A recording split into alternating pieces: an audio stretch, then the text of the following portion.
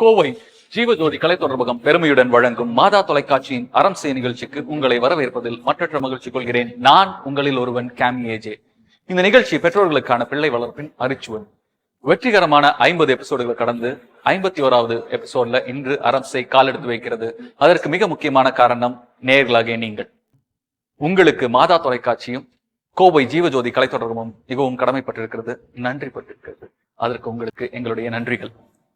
இந்த 51வது வாரத்துல நாம எதை பத்தி பார்க்க இருக்கிறோம்? இதுவரைக்கும் பேரண்டிங்ல முதல் அக்கு வரை இருக்கக்கூடிய அத்தனை விஷயங்களையும் பேசியாச்சு. இந்த 51வது வாரம் எதை பற்றி பேசவிருக்கிறோம்? கிரேக்க மேதை அரிஸ்டாட்டல் ஒரு விஷயம் சொல்றாரு. என்னன்னா, மனிதன் என்பவன் சமூக விலங்கு அப்படின்னு சொல்றாரு. அப்படி ஒரு மனிதன் சமூகத்திலிருந்து தன்னை விடுவித்துக் கொண்டால் என்ன ஆகும்? அதற்கு பெயர் மன இறுக்கம், ஆட்டிசம்னு சொல்றாங்க மனநல நிபுணர்கள். அந்த ஆட்டிசம் பற்றிய அனைத்து விஷயங்களையும் தான் இந்த வாரம், இனி வரக்கூடிய வாரங்களிலும் விவாதிக்க இருக்கிறோம் அறம் செய் நிகழ்ச்சியில். அதை பற்றி விவாதிப்பதற்கும் பேசுவதற்கும் இன்னும் அதை பற்றிய குறிப்புகளை உங்களுக்கு கொடுப்பதற்கும் நம்மோடு அரங்கத்தில் வழக்கம் போல நம்மோடு டாக்டர் ஷில்பா டெரன்ஸ், குழந்தைகள் மற்றும் இளம் பருவத்தினருக்கான நிபுணர் டாக்டர். நம்மோட அரங்கத்துல இன்னும் பலர் இருக்காங்க, கெஸ்ட் இருக்காங்க. அவங்கள நாம இன்ட்ரோடியூஸ் பண்ணுவோம். உங்களை பத்தி. I am Daisy Swapna. நான் ஒரு pediatric occupational therapist. Paediatric occupational therapist. நான் மோனிகா, நான் ஒரு ஸ்பீச் தெரபிஸ்ட். ஓகே. நான் உபனிஷா, நானும் ஒரு speech therapist. Speech therapist. Okay. Jenita, counselling psychologist. Counselling psychologist. So occupational therapist, speech therapist and counselling psychologist. இவங்க எல்லாத்தையும் வச்சு நம்ம பேச போற டாபிக் கொஞ்சம் சீரியஸான டாபிக், ஆட்டிசம். முதல்ல இந்த வார்த்தையே நமக்கு ரொம்ப புதுசானது. ஆட்டிசம் தமிழ்ல இதை நாங்கள் என்னென்னு தேடப்போம் போது மன இறுக்கம்னு சொன்னாங்க. டாக்டர்கிட்ட கேட்போம், டாக்டர் ஆட்டிசம்னா என்ன? ஆட்டிசம் அப்படிங்கிறது ஒரு நியூரோ டெவலப்மெண்டல் ப்ராப்ளம். அதுல ஒரு ஆட்டிசமே பரவாயில்ல. ஆமா, கண்டிப்பா. இது பாத்தீங்கன்னா நியூரோ டெவலப்மெண்டல்னு சொன்னா எப்படி நம்மளோட பிரெயின்ங்கிறது எப்படி டெவலப் ஆகுறது, அதுல நியூரலாஜிக்கல் அப்படின்னா பிரெயின்ல இருக்கிற சின்ன சின்ன பிரச்சனைங்க. ஆனா பிரெயினோட ப்ராப்ளம்னு சொல்ல முடியாது. அதை பற்றி நான் இன்னும் கொஞ்சம் டீட்டெயில்டாக சொல்கிறேன். அதில் 2 விஷயம் பாதிக்குது. ஒன்றுங்கிறது சோஷியல் கம்யூனிகேஷன், அப்படின்னா எல்லாரோட பேசுறது, எப்படி பேசணும். இப்போ ஒரு சமூகத்தில் இருக்கிறோன்னா நம்ம சமூகத்தில் எல்லாரோட ஒரு பேச்சுவார்த்தை வைக்கணும், அப்போ தான் நம்மளால் ஒரு கான்டாக்ட் வைக்க முடியும். ஸோ அது எப்படி பாதிக்குது. 2வது பார்த்திங்கன்னா இன்டராக்ஷன். ஸோ கம்யூனிகேஷனுங்கிறது பேசுகிறது, அடுத்தது பழகுறது, எப்படி பழகுறது, எது கரெக்ட் எது தப்பு, அந்த மாதிரி ஒரு விஷயங்கள். இது 2ங்கிறது ஆட்டிசமில் ரொம்ப எஃபெக்ட் ஆகுறது. அதோடு பார்த்திங்கன்னா ரொம்ப முக்கியமான ஒரு விஷயம் என்னன்னு பார்த்திங்கன்னா ரெப்பிட்டேஷன்னா ஏதாவது ஒரு விஷயத்த திருப்பி பண்றது. என்னன்னா, இந்த ஆட்டிசம் பாதிக்கப்பட்டவங்கிறவங்க இந்த சமூகத்தோட தன்னை தொடர்புபடுத்திக் கொள்ள முடியாத அளவுக்கு கம்யூனிகேஷன், அதாவது பேசும் திறமை இல்லாமையும் இல்லைன்னா சொன்னதை திருப்பி சொல்லக்கூடிய விஷயங்கள் இருக்கக்கூடியவங்களாவும் இருப்பாங்க. அப்படிங்கறத ஆட்டிசம். ஆமா, அதுல ரெப்பிட்டிஷன்ங்கிறது நான் சொல்றது ஏதாவது ஒரு விஷயத்தை அவங்க திருப்பி பண்ண தோணும், இல்லைன்னா அது திருப்பி பண்ணிட்டு இருப்பாங்க. குழந்தைங்க பார்த்தீங்கன்னா, எக்ஸாம்பிளுக்கு குழந்தைங்க பார்த்தீங்கன்னா கார் அப்படின்னு பார்த்தீங்கன்னா சில குழந்தைங்க அந்த ஒரு காரோட அந்த ஒரு வீல் இருக்குது, அதை திருப்பிகிட்டே இருப்பாங்க, அதை மட்டும் விளையாடுவாங்க. நீங்கள் ஒரு காரை கொடுத்தீங்கன்னா அந்த காரோட அந்த ஒரு சக்கரத்தை மட்டும் திருப்பி விளையாடுவாங்க. வேறு எதுவும் அதை பற்றி யோசிக்க மாட்டாங்க. கார் எப்படி உருட்டோ அதெல்லாம் யோசிக்க மாட்டாங்க. நீங்கள் என்ன கொடுத்தாலும் காருன்னு இல்லை, எதுலெல்லாம் வீல்ஸ் இருக்கும், எதுலெல்லாம் சக்கரம் இருக்கும், எப்போவுமே போயிட்டு அந்த சக்கரத்துக்கிட்ட போயிட்டு அதே பார்த்துட்டே இருப்பாங்க. இது ஒரு உதாரணம், example. This is one. So இது ரிப்பிட்டிஷன்ங்கிறது அந்த மாதிரி ரிப்பிட்டிஷன். ஸோ இதுதான் மெயினாக. அதுக்கப்புறம் ரெப்பிட்டிவ், திருப்பி அதே பண்ணுறது. ஓகே. ஸோ இந்த மாதிரி பிஹேவியர்ஸுங்கிறது நம்ம ஆட்டிசம் அப்படின்னு நம்ம சொல்லுவோம். ஓகே. இது உண்மையாக சொல்லணும்னா இது ஒரு டிஸார்டர். கண்டிப்பாக ஒரு மனப்பிறழ்வுல ஒரு வகை அப்படின்னு எடுத்துக்கலாம், இல்லைங்களா? ஸோ வேற எதுவும் ஆட்டிசம்கான டெஃபினேஷன் எதுவும் இருக்குதுங்களா உங்ககிட்ட, வேற யார்கிட்டயும்? டெஃபினிஷன் டாக்டர் சொன்ன மாதிரி அதை ஆட் பண்ணணும். அப்படின்னா ஐ கான்டாக்ட் எஸ்டாப்லிஷ் பண்ண கொஞ்சம் டிஃபிகல்ட்டிஸ், அது கம்யூனிகேஷனுக்குள்ள வருது இல்லைங்களா? பாத்துக்க மாட்டாங்க. ஸோ அந்த ஒரு டிஃபிகல்ட்டிஸ் அவங்க கிட்ட இருக்கும். ரிப்பிட்டேஷன் டாக்டர் சொன்ன மாதிரி மூவ்மெண்ட்லயும் இருக்கும். சம்டைம்ஸ் வெறும் ஹேண்ட் ஃபிளாப்பிங் மட்டும் பண்ணிட்டே இருப்பாங்க. ஓகே. ஸோ அந்த மாதிரியான மூவ்மெண்ட்லயும் ரிப்பிட்டேஷன் அவங்க கிட்ட நம்ம அப்சர்வ் பண்ண முடியும். ஓகே. இப்போ நீங்க சொன்னது எல்லாமே என்னன்னா, ஆட்டிசம் இருக்கிற ஒரு குழந்தையினுடைய பழக்க வழக்கங்கள், இது இந்த மாதிரிலாம் இருப்பாங்க அப்படிங்கிறது பத்தினது. ஆனால் நான் பேசிக்காக கேட்கறது என்னன்னா, ஆட்டிசம் அப்படின்னா என்ன, அது எங்கிருந்து உருவாகுது, அது எதனால முதல்ல ஒரு குழந்தைக்குள்ள வருது, எந்த வயசுல வருது அப்படிங்கிறதுலாம் ஆட்டிசம் அப்படிங்கிறது இது வரைக்கும் ரிசர்ச் படி அவங்க ஆக்சுவலாக ஃபேக்டர்ஸுங்கிறது ஜெனட்டிக். நிறைய டைம் பார்த்திங்கன்னா 90% ஜெனட்டிக்காக தான் வருது. ஃபேமிலியில் ஜீன்ஸில் ஃபெமீலியலாக உங்களுக்கு இருக்குது, அதுதான் உங்களுக்கு ஜெனட்டிக்காக தெரியுது அப்படிங்கிற ஒரு ரிசர்ச். ஃபர்தர் ரிசர்ச் ஸ்டடீஸ் போயிட்டுருக்கு. பட் நம்ம டெஃபினட்டிவாக இதுதான் அப்படின்னு நம்மளால் பாயிண்ட் அவுட் பண்ண முடியாது. இந்த ப்ராப்ளம்ங்கிறது டெவலப்மெண்ட், அது குழந்தை நடக்கலை, அந்த மாதிரி ஒரு விஷயம் நம்ம கண்ணுக்கு தெரியாதனால நிறைய டைம் 6 மாதத்துக்கு முன்னாடி இந்த மாதிரி ஒரு விஷயம் பேரண்ட்ஸ் பெற்றோர்களால அதை பிக்கப் பண்ண முடிய மாட்டேங்குது. ஓகே, இப்போ அதாவது ஜெனட்டிக்கலாக தான் இது வந்து உருவாகுது அப்படின்னு நீங்கள் சொல்கிறீங்களா டாக்டர்? எஸ். ஆட்டிசம்ங்கிற ஒரு வேர்டு ஃபர்ஸ்ட் காயின் பண்ணது 1913 லியோ கேனர், அவர் தான் காயின் பண்ணாரு. அது வந்து எப்படின்னா வந்து அந்த குழந்தைங்க அவங்க உலகத்தில் இருந்தாங்க, மற்றவங்களோட தொடர்பு இல்லாமல் இருந்தாங்க. ஸோ இதுக்கு வந்து காரணம் நம்ம பார்க்கும்போது நிறைய காரணங்கள், இதுதான் காரணம். மேம் சொன்ன மாதிரி ஒரு ஜெனட்டிக் டிஸார்டர், அது ஒரு ஜெனட்டிக் ப்ரீடிஸ்போசிஷன் அப்படின்னு சொல்லுவாங்க, அது ஒரு காரணம் இருந்தாலும் என்வாயர்மெண்டல், ஸோ நிறைய பொல்யூஷன்னால் வருது, அப்புறம் லெட் மெர்க்குரி பாய்சனிங்னால வருது. ஸோ இதுதான் காரணம். யூஸ்வலாக காரணம் நம்ம ஆட்டிசமில் கேட்டோம்னா இடியோபத்திக்னு சொல்லுவாங்க. அப்படின்னா இடியோபத்திக் அப்படின்னா காசஸ் நாட் நோன். ஸோ எந்த ஒரு வியாதிக்குமே காசஸ் தெரிஞ்சாதான். இப்போ கொரோனா நமக்கு தெரியும், ஸோ அதுக்கு எதனால வருதுன்னு தெரிஞ்சு கோவிட் வைரஸ். ஸோ அதுக்கு வந்து காஸ் கண்டுபிடிச்சதுனால தான் வேக்சின் கண்டுபிடிச்சாங்க, அதுக்கு ஒரு தீர்வு. ஆனால் ஆட்டிசம்க்கு காசஸே நமக்கு தெரியாததுனால அதை கியூர் பண்ணுறது கஷ்டம். ஸோ இப்போ வந்து என்னன்னா ஆட்டிசம் இதனால தான் உருவாகுதுங்கிறதுக்கு ஒரு விஷயம் இல்லை. இதுல ஒன்று வந்து இந்த ஜெனட்டிக்கல் டிஸார்டரா இருக்கிறதுக்கான ஆட்டிசம் நீங்க போனாலே அவங்க போடுவாங்க, இது நோய் அல்ல, it's a condition. It's a condition, it's a disorder, இது நோய் அல்ல, இது நோய் அல்ல. அவங்க எப்படி வேறுபட்டு இருக்காங்கிறத நீங்க சொல்லிட்டீங்க இல்லைங்களா? அது ஆக்சுவலா நம்ம ஊர்ல நோயா தானே பார்க்கப்படுகிறது. அப்படி ஒரு பையன் வந்து இந்த ஹேண்ட் ஃபிளாப்பிங் நீங்க சொன்ன மாதிரி இப்படி கையை சும்மா இப்படி அசைச்சுக்கிட்டு இருக்கான், இல்ல ஏதோ ஒரு இடத்த பார்த்து அப்படியே நின்றுட்டான், தனக்கான ஒரு உலகத்தை அமைச்சு கொண்டு அதுக்குள்ள அவன் வாழ்றான். நான் முன்னாடி சொன்ன மாதிரி அவன் சமூகத்துல இருந்து தன்னை விடுவித்து கொண்டு அவன் ஒரு கூட்டுக்குள்ள போய் வாழ்றான் அப்படிங்கிற மாதிரி வருது. ஸோ அப்படி இருக்கிறவங்கள நம்ம வந்து அது ஒரு நோயா தான் பார்க்குறோம். இப்போ வரைக்கும் ஒரு மனநல மருத்துவர்கிட்ட போனதால நம்ம முதல்ல அவங்க வந்து என்ன சொல்லிடுறோம்னா ஒரு வார்த்தை சொல்லி அவங்கள பிரிச்சு வச்சிருக்கோம். இவங்களும் அந்த மாதிரியானவங்கன்னு நம்ம சொல்லிடுறோம். இவங்க அதுல அந்த மென்டல் ரிட்டார்டட் அப்படிங்கிற அந்த வார்த்தையில இருந்து ஆட்டிஸ்டிக் குழந்தைகள் எந்த விதத்துல மாறுபடுறாங்க? ஆட்டிசம் அப்படிங்கிறது நம்ம சொல்லும் போது it is a neuro developmental problem. அப்படி பார்த்தீங்கன்னா இன்டெலிஜென்ட் கோஷன்ட் அப்படின்னா ஐக்யூ. ஸோ நீங்கள் ஐக்யூ அப்படின்னு பார்க்கும்போது எல்லா ஆட்டிசம் சில்ட்ரனுக்கு நல்லா இருக்கும், சில குழந்தைங்கள் கொஞ்சம் அதிகமாகவே இருக்கும். ஆனால் மென்டல் ரிட்டார்டேஷன் அப்படின்னு நம்ம சொல்லும்போது ஐக்யூ அந்த இன்டெலிஜென்ட் கோஷன்ட்டுங்கிறது டெஃபினட்டாக கம்மியாக இருக்கும். ஸோ நீங்கள் சொல்லி கொடுத்தாலும் மென்டல் ரிட்டார்டேஷனோட குழந்தைங்களுக்கு அவங்களுக்கு புரியாது, ஓரளவுக்கு மேலே புரியாது. ஆட்டிசம்ங்கிறது ஒரு பிஹேவியர் பேட்டர்ன். ஸோ நீங்கள் இந்த குழந்தைங்களுக்கு நீங்கள் தெரப்பி சொல்லி கொடுத்தீங்கன்னா எப்படி பழகணும், எப்படி பேசணும், அதை நீங்கள் திருப்பி அவங்களுக்கு சொல்லி கொடுக்கும்போது அவங்கனால அது கண்டிப்பாக இம்ப்ரூவ் ஆகுவாங்க, பெட்டர் ஆகுவாங்க, சொசைட்டியோட இன்ட்ராக்ட் பண்ண கற்றுப்பாங்க. ஓகே, ஸோ இந்த பாயிண்ட்ல வந்து ஐக்யூ அண்ட் இன்ட்ராக்ஷன் இது ரெண்டும் வந்ததுனால நான் இங்கே கேட்கணும்னு நினைக்கிறேன். ஐக்யூ ஒரு குழந்தைக்கு வந்து எப்படி டெஸ்ட் பண்ணுறீங்க, அது எவ்வளோ இருக்கணும்னு நார்மலான ஒரு கண்டிஷன் என்னவா இருக்கணும்? 70 வந்துட்டு நார்மல் சொல்லுவாங்க. பிலோ 70 வந்துட்டு will not say MR. 50 to 70 வந்துட்டு மைல்ட் எம்ஆர்னு சொல்லுவாங்க. அதாவது ஐக்யூ லெவல் வந்து ஒரு குழந்தைக்கு 50ல இருந்து 70க்குள்ள இருந்ததுன்னா நோ 70 to 120 தான் IQ, normal IQ level. So 70க்கு மேலே இருந்தாலே நார்மல் ஐக்யூ ஆவரேஜ். பிலோ 70 அப்படின்னு பார்த்தாலே ட்ரேசஸ் ஆஃப் எம்ஆர்லேருந்து இருக்காங்க அப்படின்னு. அதாவது 70ல இருந்து 120க்குள்ள ஒரு குழந்தைக்கான இன்டெலிஜென்ட் கோஷன்ட் இருக்க போகும்போது அந்த குழந்தை வந்து நார்மலான குழந்தை.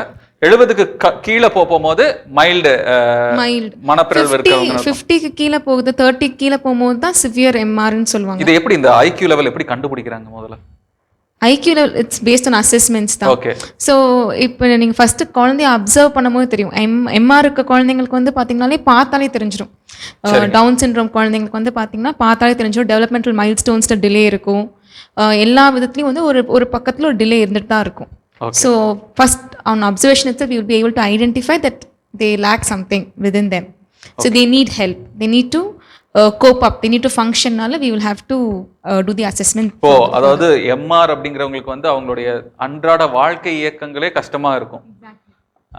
ஆனா இந்த குழந்தைகளுக்கு வந்து அன்றாட வாழ்க்கை இயக்கங்கள்ல ஓரளவுக்கு பிரச்சனை இருக்காது, அதையும் மீறினா ஒரு சில ஒரு ஒரு ஒரு என்ன சொல்றது, அது அவங்களுக்கான ஒரு உலகத்துக்குள்ள தனிமையா இருந்துக்குவாங்கங்கிற மாதிரி சொல்லலாமா? பார்த்தீங்கன்னா ஆட்டிசம்ங்கிறது ஒரு ஸ்பெக்ட்ரம், சரிங்களா? அதுல பாத்தீங்கன்னா சில பேருக்கு, சில குழந்தைங்களுக்கு நீங்க சொல்ற மாதிரி அன்றாட வாழ்க்கை அந்தந்த Spectrum, இந்த வார்த்தையே ஸ்பெக்ட்ரம்ங்கிறது இப்போ நம்ம ரெயின்போ பார்த்தீங்கன்னா உங்களுக்கு ஒரு சைடில் டார்க்காக தெரியும், இன்னொரு சைடில் லைட்டாக தெரியும், மிடில் திருப்பி ஒரு டார்க்னஸ் லைட்னஸ் வேரியேஷன் மாதிரி அப்படியே தான் இது. ஒரு சிம்டம்ஸ் இங்கே சில குழந்தைங்களுக்கு ரொம்ப ஸ்ட்ராங்காக இருக்குது, அவங்களால ப்ரஷ் பண்ண முடியாது, சில குழந்தைங்க தானாகவே டாய்லெட் போகிறது, குளிக்கிறது, அதெல்லாம் ரொம்ப கஷ்டப்படுவாங்க. ஆட்டிசம்ல இருக்கும்.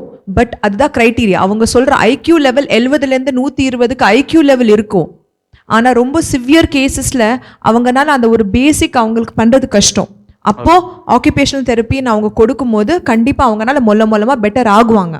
ஸோ நார்மலாக பார்த்தீங்கன்னா ஐக்யூங்கிறது 70க்கு மேலே இந்த குழந்தைங்களோட அசஸ்மெண்ட் இவங்களுக்கு சில டெஸ்ட் பண்ணுவோம். அதில் ஃபஸ்ட்டு க்ரைட்டீரியாங்கிறது ஐக்யூ நார்மலாக இருந்தால் தான் நம்ம அந்த கேட்டகரிக்கே கொண்டு வருவோம், ஆட்டிசம் கேட்டகரி கொண்டு வருவோம்.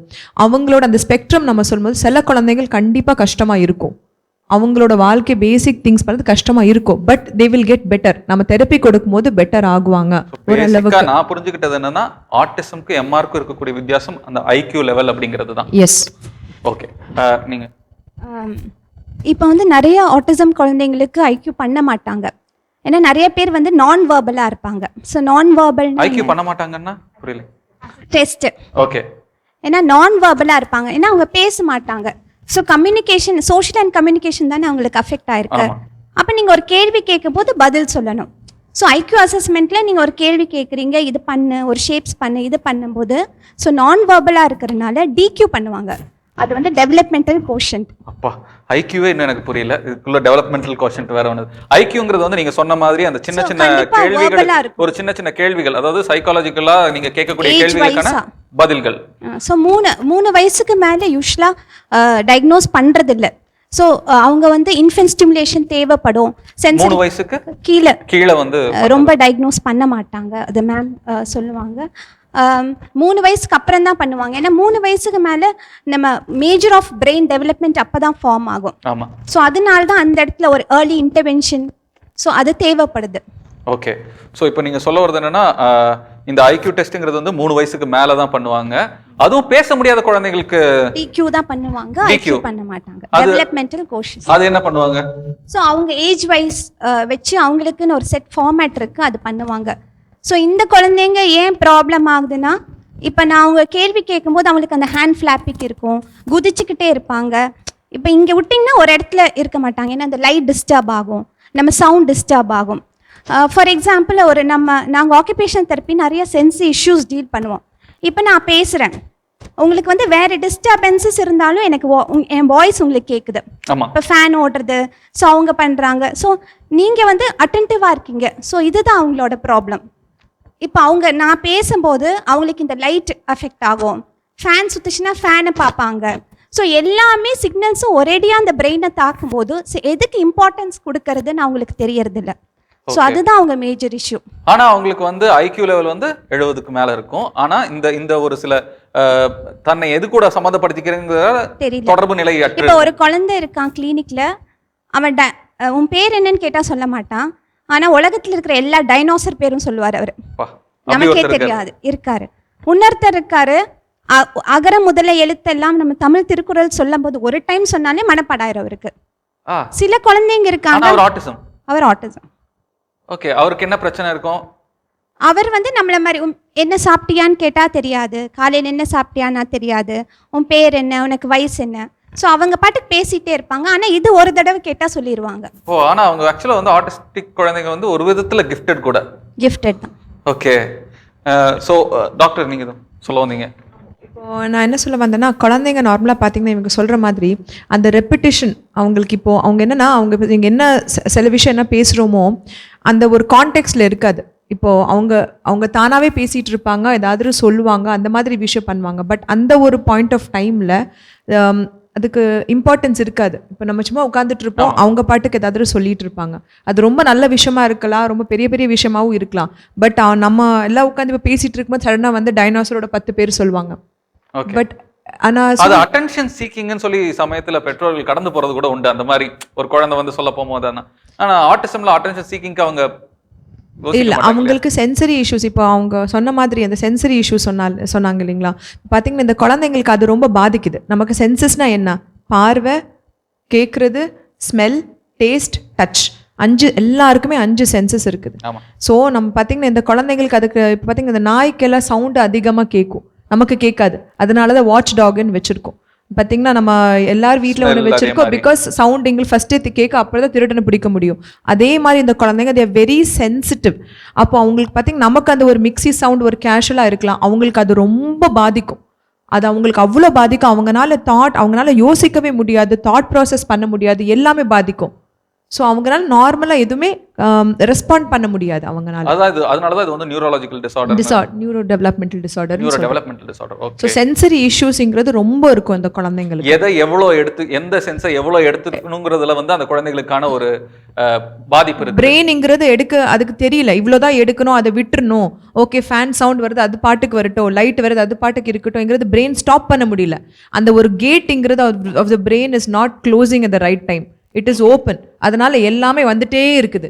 அது பிரெயினால கண்ட்ரோல் பண்ண முடியல. கண்ட்ரோல் பண்ண முடியாதனால குழந்தைக்கு என்ன பண்றதுன்னு தெரியாம குழந்தைங்கிறது கத்தோ, குதிக்கும், அங்கே சுத்தோ, இங்கே சுத்தோ, அது நமக்கு புரியாது. நம்ம நினைச்சுக்கிறோம் வேணும்னு பண்றான்னு நினைச்சுக்கிறோம் சம்டைம்ஸ். இப்போ ஸ்பீச் தெரப்பி சார்ந்து தான் கேட்கணும். ஏன்னா இப்போ ஸ்பீச் தெரப்பிக்கு வரக்கூடிய குழந்தைகள் அவங்க வந்து டாக்டர் சொல்ற மாதிரி இன்ட்ராக்ஷன் இருக்காது அப்படிங்கிறாங்க. இன்ட்ராக்ஷன் தான் முதலே சொன்னாங்க. டாக்டர் வந்து அந்த குழந்தைங்களோட இன்ட்ராக்ட் பண்ணுறது ரொம்ப கஷ்டம். அப்புறம் அவங்க சொன்ன மாதிரி டாக்டர் சொன்ன மாதிரி சென்சஸ் நிறைய வரப்போம் போது அந்த குழந்தைகள் வந்து பேசுறதுக்கு பயப்படுவாங்க அப்படிங்கும். நீங்க எப்படி அந்த குழந்தைங்களோட பேச தொடங்குறீங்க? முதல்ல அந்த குழந்தைங்களை எப்படி நீங்களும் அந்த குழந்தைங்களை எப்படி ஒரு இணக்கமான ஒரு சூழ்நிலைக்கு வர முடியுது? இனிஷியலாக பார்க்கும்போது ஃபஸ்ட்டு வரும்போது நாங்களும் அப்சர்வேஷன் தான் பண்ணுவோம். லைக் பேரண்ட் கிட்ட தான் வந்து நிறைய ஹிஸ்ட்ரிஸ் கேட்குற மாதிரி இருக்கும்.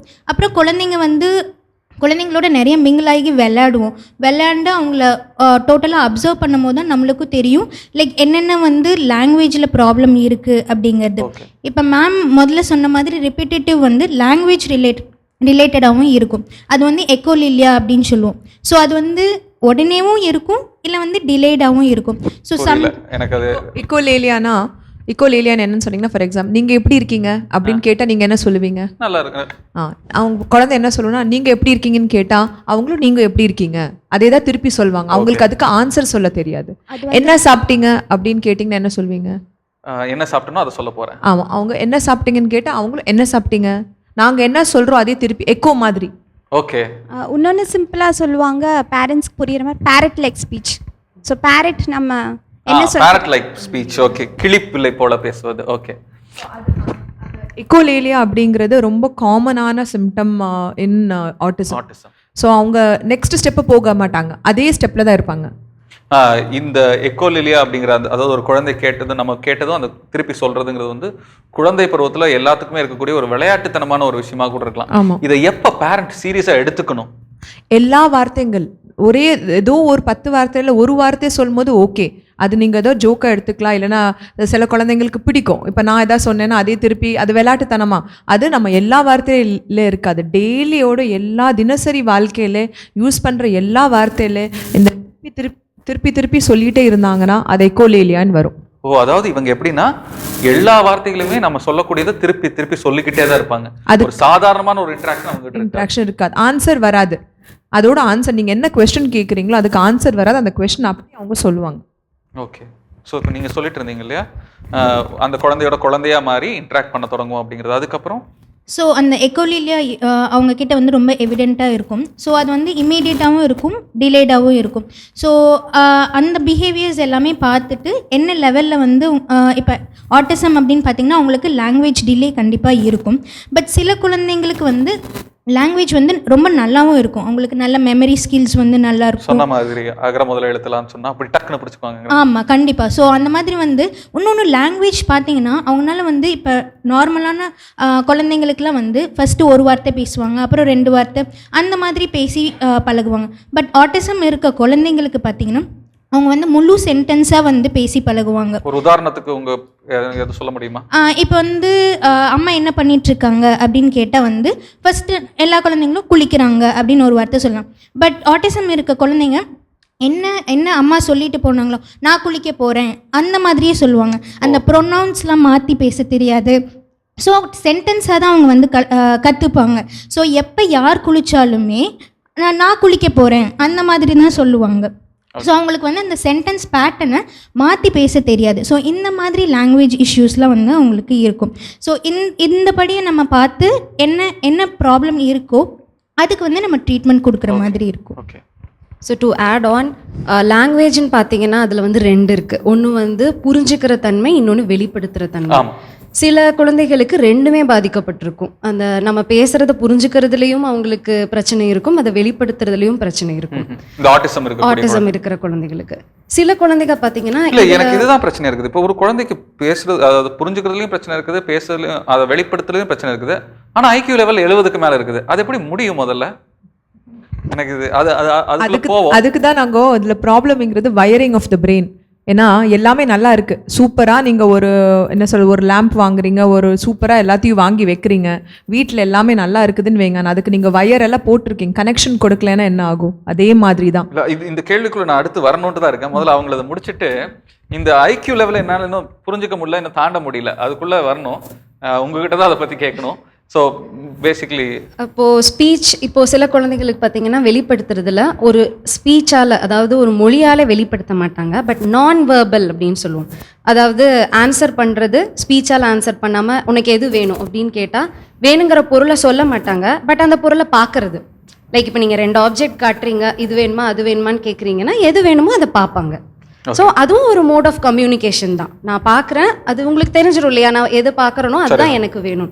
ஸோ தட் இஸ் நான் வெர்பல். கண் பார்வையில் மட்டும் இல்லை, லைக் கை காட்டு கம்யூனிகேட் பண்ணலாம். இல்லை நீங்கள் ஸ்பீச் தெரபிஸ்ட் அப்படிங்கும் போது நான் நினச்சிட்டு இருந்தேன் பேச வைக்கிறவங்க அப்படின்னு நினச்சிட்டு இருந்தேன். அது இல்லையா? 2மே தான். நான் வெர்பல். இப்போ ஒரு குழந்தை நான் நான் வெர்பலாக தான் கம்யூனிகேட் பண்ணுவேன், எனக்கு பேசுறதுக்கு பிடிக்கலங்கும் போது அதுவும் அது ஒரு தனி கேட்டகரி. அப்போ அந்த முக்கியமாக அங்கே தெரப்பி கொடுக்க வேண்டியது அந்த பெற்றோர்களுக்காக தான் இருக்கும். அந்த குழந்தைய எப்படி, அந்த குழந்தைகிட்ட இருந்து எப்படி கத்துக்கணுங்கிறது அந்த பெற்றோர்களுக்கு தான் கத்துக்க வேண்டியதா இருக்கும் இல்லைங்களா? கண்டிப்பாங்க.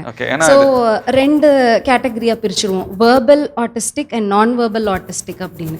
ஸோ வெர்பலா பேசக்கூடிய குழந்தைகளுக்கு, இதுல ஆட்டிஸ்டிக்லயே வந்து பேசக்கூடியவர்கள், பேச முடியாதவர்கள், இல்லைன்னா பேசுவதை தவிர்த்து விட்டவர்கள்னு சொல்லலாம். கண்டிப்பா அப்படிதான் சொல்லணும். பேச முடியும், பட் நான் இப்படிதான் வெளிப்படுத்தணும்னு நினைக்கிறேன், நான் நான் வெர்பலாக தான் இருக்கணும்னு நினைக்கிறவங்கள நம்ம வந்து கட்டாயப்படுத்தி பேச வைக்க முடியாது.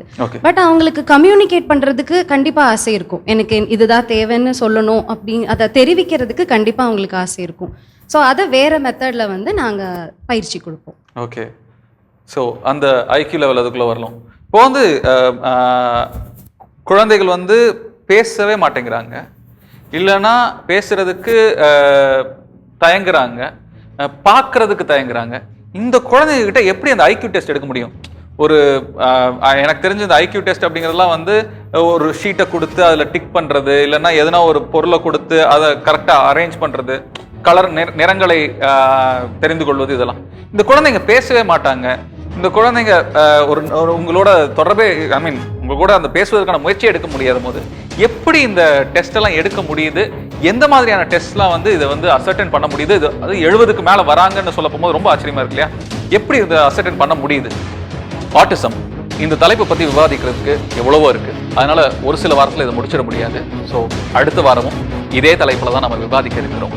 நான் உங்களில் ஒருவன் கேமி ஏஜே. இது மாதா தொலைக்காட்சியின் அறம் செய்.